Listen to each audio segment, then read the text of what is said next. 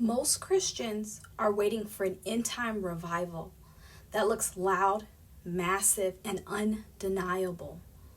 But what if Revelation actually says that the final revival doesn't look this way at all? What if the book that everyone quotes for power actually centers on a holy, sealed, and consecrated remnant?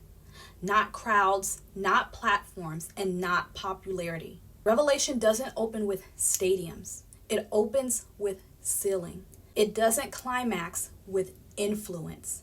It culminates with faithfulness under pressure. And right at the center of that picture is a group that the church argues about constantly, but it almost never understands. The 144,000. They're not introduced as celebrities. They're described as sealed before judgment, blameless to Jesus alone, and following him wherever he goes. And this raises an uncomfortable question for those in the church. What if the revival that God leads before Jesus returns is not about expansion, but it's about consecration? In this video, I want to show you what God's true end-time revival will look like, and how the 144,000 reveal the kind of revival that God prepares before Jesus returns. And it's very different from what most Christians are waiting for. When most Christians hear the phrase end-time revival, they immediately think of stadiums. They imagine signs and wonders. They imagine mass conversions. They imagine public impact and momentum. And to be clear, the book of Revelation is actually saturated with power. So that's not the issue. Revelation is filled with fire from heaven, angelic authority, earthquakes, miracles, signs, wonders, judgments, prophetic signs, and supernatural witness. So power is not missing from Revelation or from who the 144,000 are. But here's what Revelation does that most revival teaching does not. Revelation never separates power from consecration. In Revelation, power is never autonomous. It never floats free from holiness, obedience, and witnessing about Jesus. Power always flows from the altar through faithfulness, and God entrusts power to those who have already learned to endure. And this is why the revival in Revelation doesn't sound like your typical revival today. It honors those who are most faithful to God. And the climax of Revelation is not a crowd or one single person with influence. It's the Lamb, Jesus, standing with the people who follow him everywhere. And that tells us something that's crucial. End-time revival in Revelation is not the absence of power. It's power that's purified and ordered through God's priesthood. Power is present, but it's disciplined power. It's consecrated power. It's power that comes after sealing, not before. And the group that Revelation uses to show us this order is the 144,000. They're introduced to us as sealed, blameless, priestly people, which means that Revelation is redefining revival for us.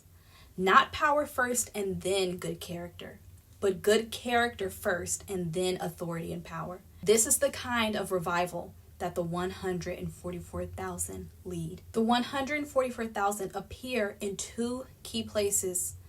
In Revelation 7 as sealed before God's judgment begins, and then again in Revelation 14 standing after the judgment of God. They're sealed on earth, and then later they are seen with the Lamb on Mount Zion, which is in heaven.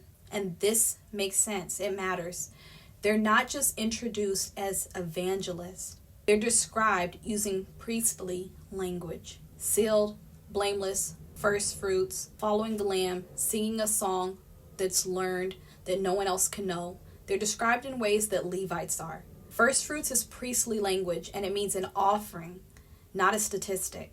The 144,000 are presented as a consecrated remnant people who are offered to God before judgment begins on the earth. Now here's where most teaching goes wrong.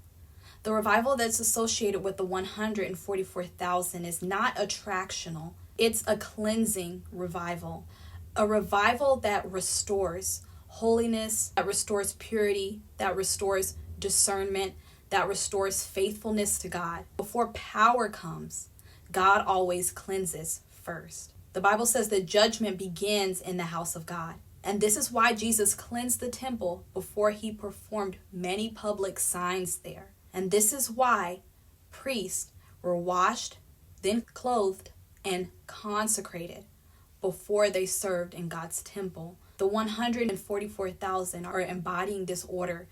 They don't revive systems, they revive priesthood. Revelation doesn't show the 144,000 conquering by influence. It shows them conquering by faithfulness to Jesus. And many Revelation scholars note that John actually frames God's people using temple and priesthood imagery, not success metrics. Authority in Revelation, it flows from faithful witness, not from popularity. They're described as being not defiled by Babylon, not compromised by the beast, and not seduced by false worship and false prophets. Their revival exposes false systems simply by existing. They don't need to shout. Their consecration reveals the contrast between them and the world. And this is why the beast hates them. Not because they're loud, but because they're pure and because they're obedient to God no matter the consequences. The 144,000 appear before God's final judgment unfolds. God always establishes a faithful remnant before he makes his biggest decisions. Their presence removes excuses from other people. They show the world what obedience really looks like. And they prove that compromise is not the right way to go.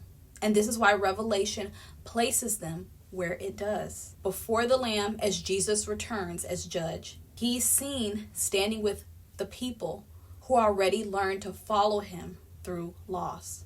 Now, this message is uncomfortable to many people. And the reason why is because it doesn't flatter modern church models. It doesn't center growth metrics. And it doesn't promise comfort. A priestly revival requires people to be pure, cleansed, surrendered, holy. It'll cost you everything. So it's often softened or it's ignored. But Revelation doesn't soften anything. Revelation shows us a pattern that God prepares a consecrated people before decisive moments. So the question is not, are you them? The question is, are you willing to follow Jesus into the fire and surrender everything to him? Because before Jesus returns in glory, Revelation shows him standing with the people who already learned obedience in the fire. And that is the revival that the 144,000 lead. Not hype, not popularity, but priesthood. Watch these videos next, and I'll see you there.